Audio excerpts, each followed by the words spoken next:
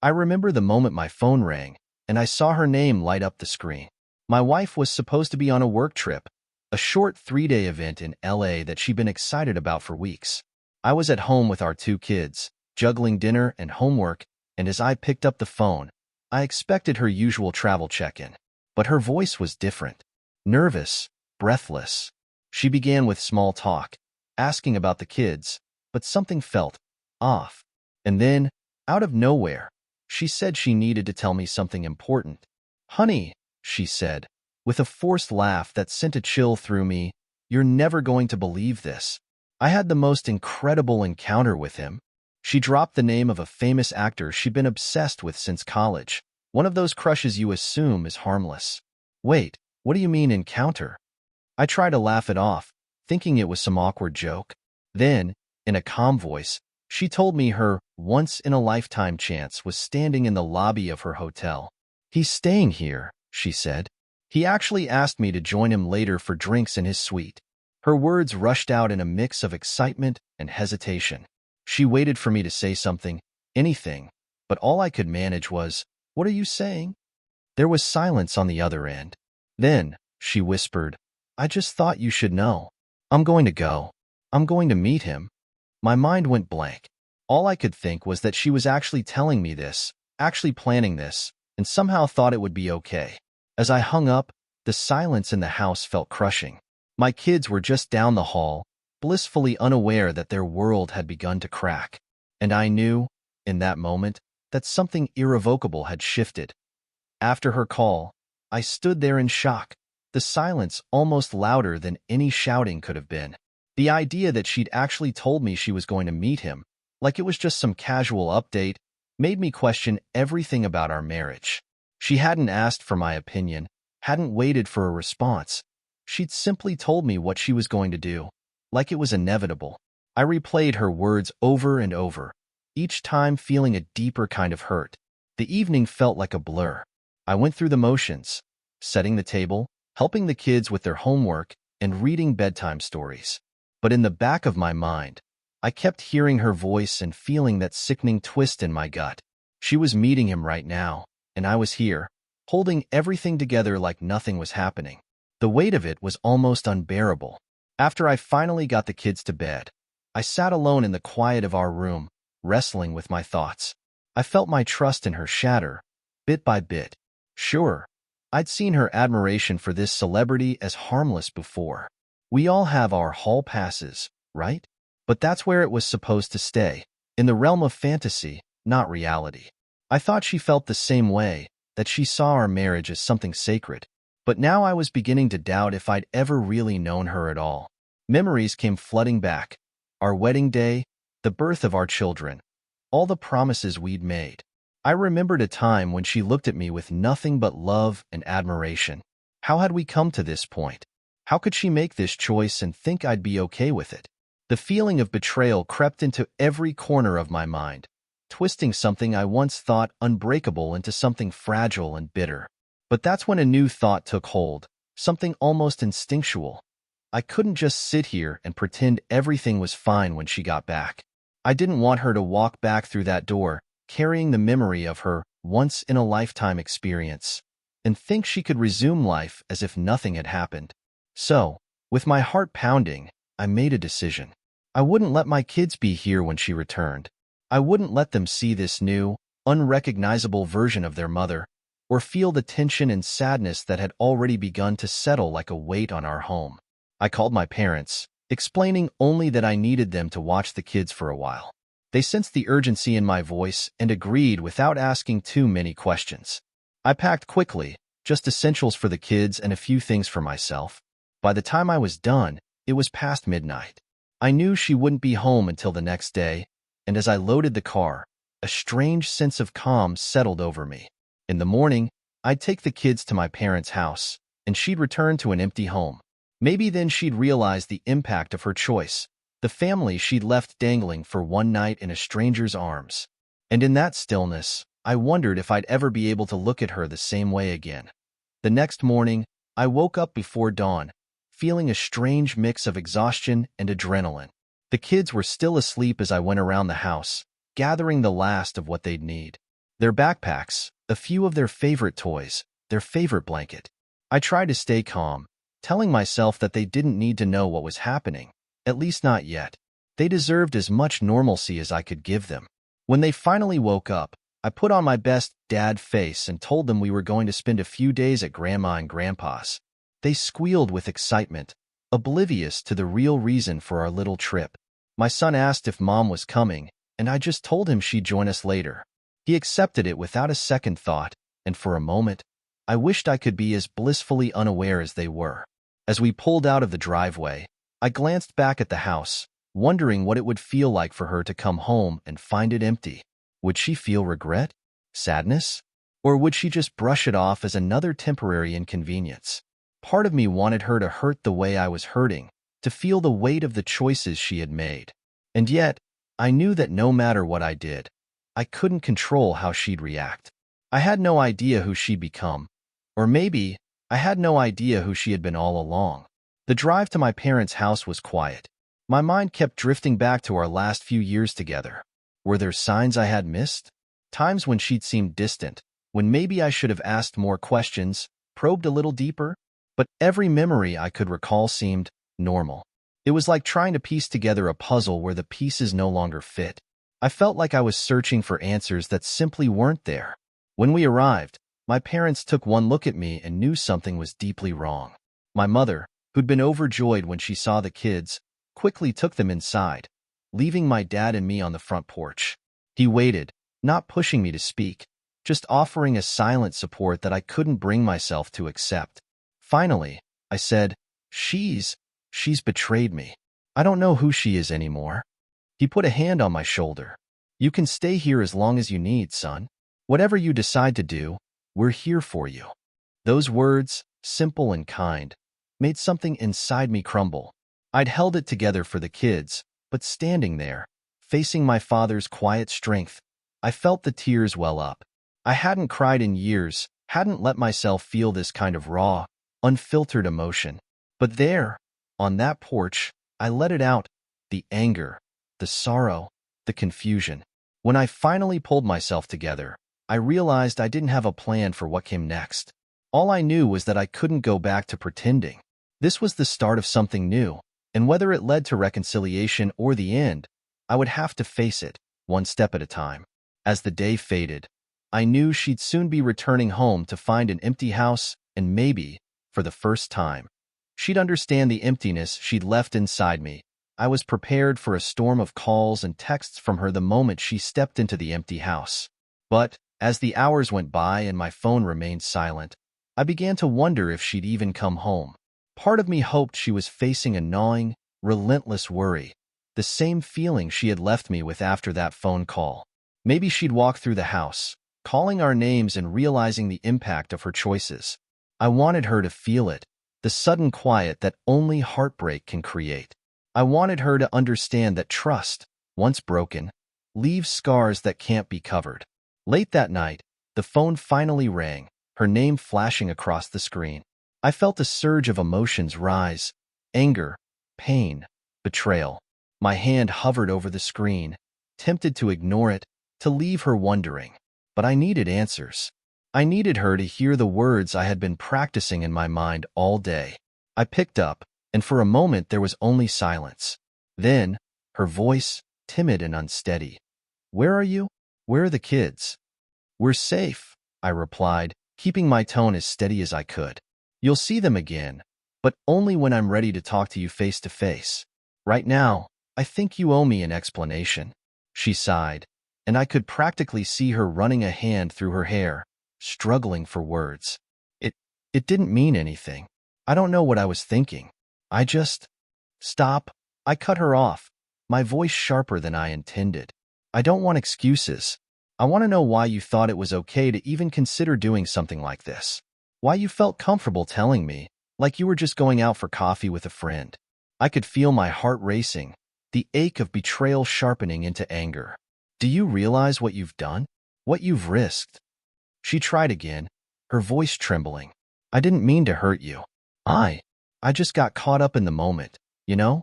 I was thinking it would be a story, a wild, silly story I could tell you about later. I thought..." You thought I'd be fine with it? I could hardly believe what I was hearing. That I'd laugh about it? You thought you could cheat and then brush it off like some celebrity encounter? Her silence was answer enough. She knew she had crossed a line, but the gravity of it seemed to escape her. Finally, she whispered, I made a mistake. I know that. I just didn't think it would turn out like this. For a moment, the absurdity of it hit me. She genuinely hadn't considered what she'd lose, the destruction she'd leave in her wake. And that realization hurt more than anything she could have said. The woman I thought I knew had somehow turned into a stranger, one who thought our love was sturdy enough to survive her wild impulses. Listen, I said, struggling to keep the calm I no longer felt. Right now, I don't know if there's a way back from this. I don't know if I'll ever be able to look at you without seeing the person who could just throw away our family over a thrill. I heard her sharp intake of breath, and for a second, I thought she might argue. But then, all she said was, I'm so sorry. Please, let me see you and the kids. We'll talk when I'm ready, I replied, the words final and immovable. I ended the call, knowing that for once, the next step was mine to decide. The days that followed felt surreal. My parents' home had always been a place of comfort for me, but now it felt like a refuge from a world I no longer recognized. I kept busy with the kids, immersing myself in their routines, school drop-offs, bedtime stories, soccer practice. I tried to create a sense of stability for them, even as my own world was in freefall. I hadn't told them what was happening, and I honestly didn't know if I ever would. How do you explain to your kids that their mother shattered your trust in ways they couldn't possibly understand? How do you keep their innocence intact when you're no longer sure of anything yourself? My phone stayed silent for a few days, and though I kept it close, I wasn't exactly sure what I was waiting for. I thought she'd try harder to get in touch, that she'd reach out again with remorse and explanations. But the silence stretched on, an echo of her absence that hurt in a way I couldn't describe. Each day that passed, it was as if she was growing more distant from us, and somehow that made it worse. Part of me expected her to fight for us, to show me that what we had meant enough for her to fight. But she didn't. And that lack of effort, that emptiness from her end, hurt as much as her betrayal had. On the fourth day, I found myself pacing the length of my parents' living room late at night. My dad sat quietly in his armchair, a knowing look on his face. After a while, he spoke up. Sometimes, people make mistakes, he said carefully. Big ones. Ones that shake the ground beneath us. But the question isn't just why they did it. It's what they're willing to do to make it right. I nodded, but I couldn't bring myself to say anything. If she really cares about you, about the kids, she'll try to earn your forgiveness, he continued. But it's up to you to decide if that's something you can give. No one can make that choice for you. His words settled into my mind, heavy and true. Forgiveness. Could I even entertain the idea? I wanted her to care, to fight for us, but I didn't know if I could ever truly forgive her. It was a hard truth to face, and for the first time, I found myself wondering if I'd ever feel whole again. The next day, my phone buzzed as I was helping my son with his homework. My heart sank when I saw her name on the screen. After the days of silence, I wasn't prepared for the flood of emotions that followed. I let it ring, and a voicemail notification appeared shortly after. With a deep breath, I pressed play.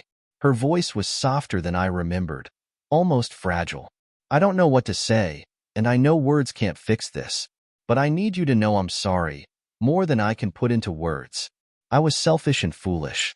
I didn't think about what it would do to you, or to our family. Please, just give me a chance to make this right.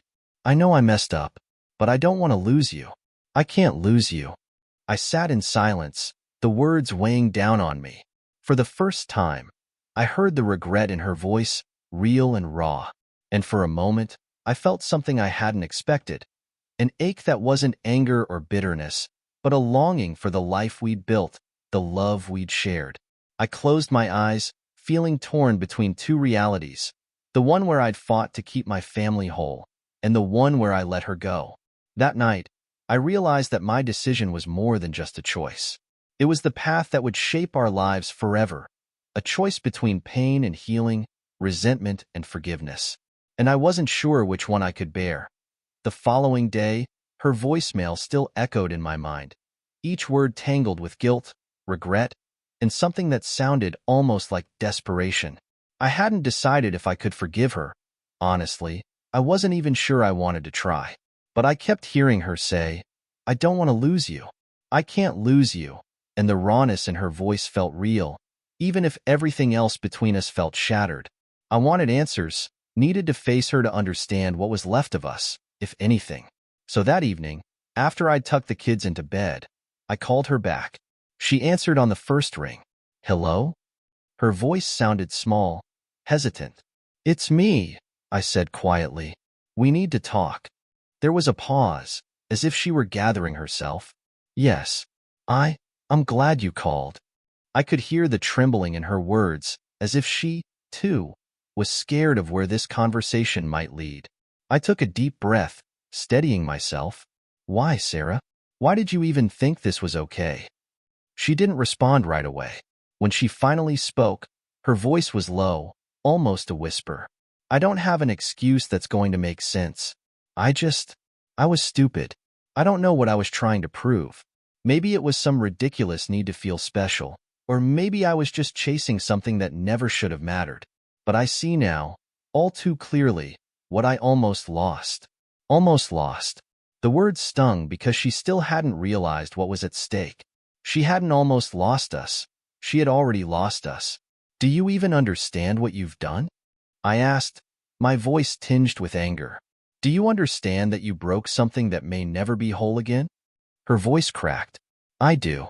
I don't know how to make it right, but I'm willing to try anything. I want us to work through this. For us, for the kids."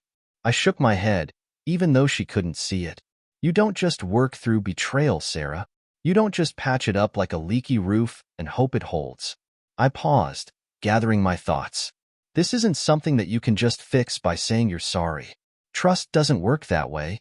"I know," she whispered, her voice breaking. "But please, let me try. I was careless, selfish, but I still love you. I still want this marriage, and I want our family to stay together." Her words sank in, but the anger and hurt inside me pushed back. "How can you even say you love me when you went and did that? You were willing to risk everything for one night?" She began crying softly on the other end, the sound tearing at my resolve. "I know I don't deserve it," she managed between sobs, "but I'm asking for a chance. I don't expect forgiveness overnight. I need you to know I'm committed to making this right, no matter how long it takes." We sat in silence for a moment, the weight of everything unspoken settling between us. Part of me wanted to hang up, to end the conversation and the marriage in one swift motion. But then I thought of our kids. I thought of the life we'd built, the memories woven into the walls of our home, and the moments that I thought were real. "I don't know if I can do this," I admitted, my voice barely above a whisper. "I don't know if I'll ever trust you again." "I'll do whatever it takes," she replied, her voice steadier now, more resolved. "Please, just let me show you. Just give me a chance to prove that I'm worth it." The plea in her voice made something inside me falter, and against every instinct that screamed for me to leave, I found myself saying, "Fine, we'll talk. But it doesn't mean things are fixed. It doesn't mean I'll forgive you." She let out a shaky breath. "Thank you. That's all I'm asking for." When I hung up, I felt a confusing mix of relief and dread. I was giving her a chance, yes, but I wasn't sure if it was for her, or because I needed to see for myself if there was anything left to salvage. The day we agreed to meet in person felt surreal, as if I were stepping into a part of my life that no longer belonged to me. I arranged for my parents to take the kids out for the day, sparing them the tension that would undoubtedly fill the house. When I pulled into the driveway, I sat in the car for a few moments, staring at the front door. This place used to be my haven, the place I'd come to for peace. Now, it felt like a stranger's house, a shell of what it once was. I finally forced myself to go inside. She was already there, standing in the kitchen with her hands folded tightly in front of her, eyes red and puffy, looking like she hadn't slept in days. The vulnerability on her face surprised me. She wasn't hiding behind any bravado, no wall of excuses.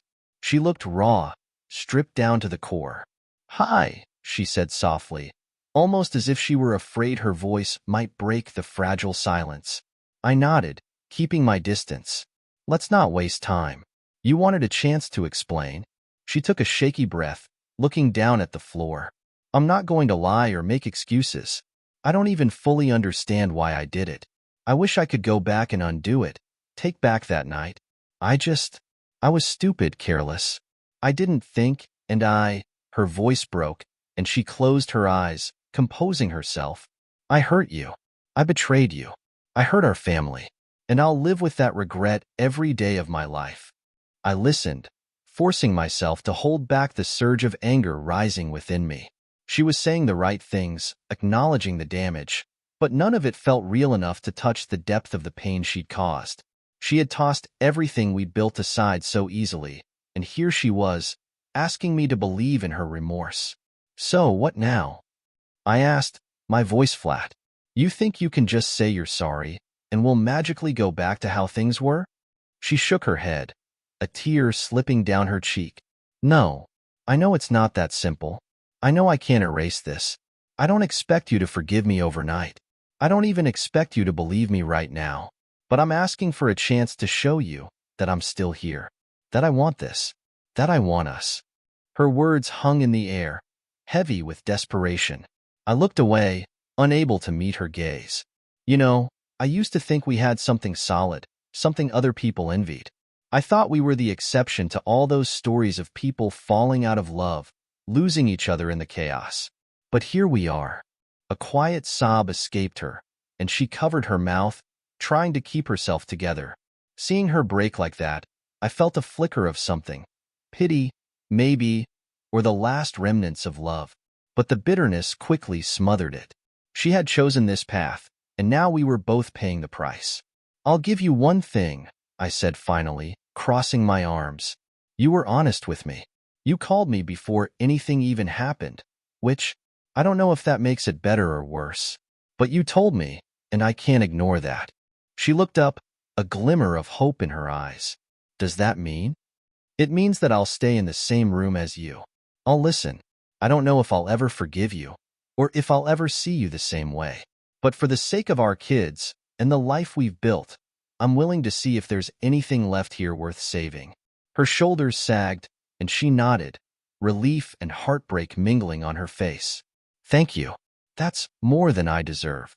I didn't respond, because I wasn't sure I believed it. All I knew was that we were standing in the ruins of something that used to be beautiful, and I wasn't ready to leave just yet. The days that followed our conversation were uneasy, a balancing act on ground that shifted with each step. I told her I'd stay open to working things out, but I couldn't promise anything beyond that. She'd hurt me deeply, and while my words had given her hope, my heart was still cautious, guarded. We'd agreed to try counseling, though even saying that out loud felt surreal. This was the kind of solution I'd always imagined for other people, for couples who somehow lost their way. Not us. Never us. When we met with the counselor for the first time, it was like entering a confessional for a life I never expected to live. Sarah and I sat on opposite ends of the couch, each of us wrapped in our own protective silence. The counselor, a calm woman with kind eyes, greeted us warmly and invited us to begin by sharing why we were there. I hesitated, my throat tight. Finally, I broke the silence. We're here because Sarah, she broke something between us. Something I thought was unbreakable. Sarah's face crumpled, and I could see her fighting tears. She took a deep breath and looked at the counselor. I made a terrible mistake. I hurt the person I love most, and I need to understand why I let myself do something so reckless. I know it's selfish, but I want to find a way to fix this, if he'll let me. The counselor nodded, listening intently, giving us the space to pour out the tangled mess of our emotions. Trust can feel like a fragile thing, especially when it's been broken, she said gently. But for those who are willing to rebuild, there can be a path forward. It will require honesty, vulnerability, and patience. Are you both open to exploring that? Sarah nodded. Her hands clasped tightly in her lap, but I hesitated. Rebuilding. It sounded like a noble endeavor, something you'd hear in a movie where everything miraculously turned out all right. But this was real life, and I wasn't sure if I could muster that kind of resilience. I don't know, I said finally. I want to be here for the kids, to keep our family together if possible. But I don't know if I can look at her and see anything but betrayal. Sarah flinched, but she didn't look away. I understand, she said softly. And if you can't, if this is the end, I'll accept it. But please, let me show you that I'm still the person who loves you. The person who made a mistake but is willing to do anything to make it right. The session went on, and the counselor encouraged us to set small goals for communication, to try sharing our feelings without judgment. I couldn't promise any grand changes, but I agreed to try listening, to allow myself to be open to whatever emotion surfaced. In a way, it felt like we were reaching out across a great divide, trying to find each other through the fog of hurt and doubt. Over the next few weeks, we began talking in ways we hadn't in years.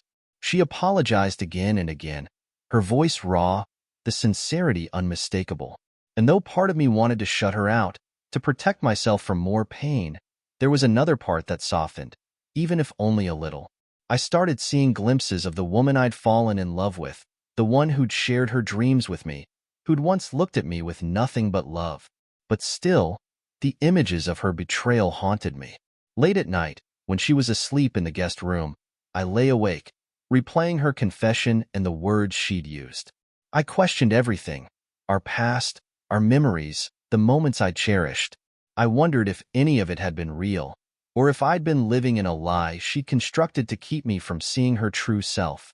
One night, during a rare moment of peace, she looked at me and whispered, Do you think you'll ever be able to love me again?"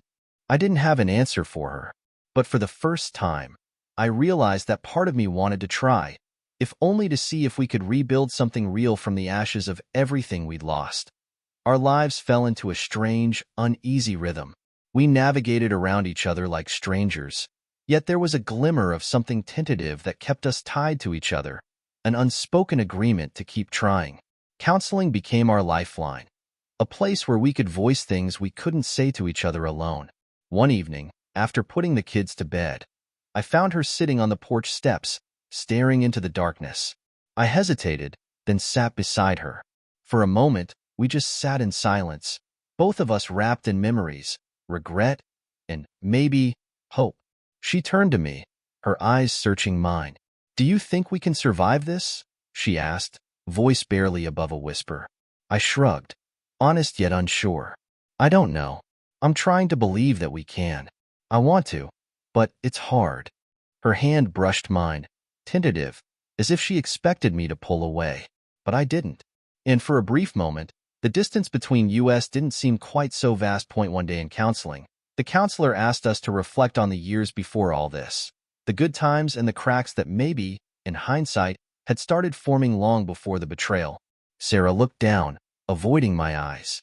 There were moments, she admitted, where I felt invisible, like I'd become this perfect version of myself, just playing a role. The admission hit me hard. I hadn't known she felt that way, hadn't realized I'd missed those signals. I felt a flicker of guilt, anger at myself, at her, and sadness for the memories that now felt distorted. The realization wasn't easy, but it was a step closer to understanding that maybe we both had to confront parts of ourselves we'd ignored for years. With time, small moments of connection began to return. We'd share a quiet laugh over a silly story from the kids, or our hands would brush, and for a split second, it felt natural again. But every time we took a step forward, my mind would pull me back to that phone call, to her confession. It was as if her mistake was etched into my thoughts, and I couldn't escape it. One night, she looked at me with an expression I hadn't seen in a long time. "I don't deserve your forgiveness," she said, "but I'm going to keep fighting for it, no matter how long it takes." Her sincerity took me off guard, and for a moment, I allowed myself to believe in her words, to feel something fragile but real. The breakthrough came on a weekend away, a trip we took for counseling. We left the kids with my parents and set out, unsure of what the time together would bring. There, away from the routines, the memories, and the reminders of pain, we finally opened up. I let her see the depth of my hurt, my doubts, the endless questions that plagued me. In return, she shared her shame, her self-loathing. She revealed how she had never felt more regretful or lost. For the first time, I saw her not as the woman who betrayed me, but as someone just as broken, just as scarred. The pain didn't disappear, but it softened, like a bruise fading with time. As the months passed, we made a choice, not just to stay together, but to start over. We knew there was no way to erase what happened, no perfect path to healing, but we were ready to build something new on the foundation of what we had left. It was slow, often painful, but each day brought us a step closer to something that felt real. We told the kids we were working through something hard, something that made us sad but wouldn't break our family. We didn't have all the answers, but we promised them one thing, that we were a family, and we would do everything we could to protect that bond. Months turned into a year. The sharp edges of betrayal dulled, and our connection grew stronger, steadier. The love we were rebuilding wasn't the carefree, innocent love of our early years. It was more complicated, shadowed by pain and resilience. We both knew it wasn't perfect, but it was honest, raw, and ours. One evening, she reached for my hand and whispered, "Thank you for giving me a second chance, for letting me prove I could be better." I squeezed her hand, feeling the weight of everything we'd been through. "It's not just you. We're both rebuilding this together." The journey wasn't one that had an end.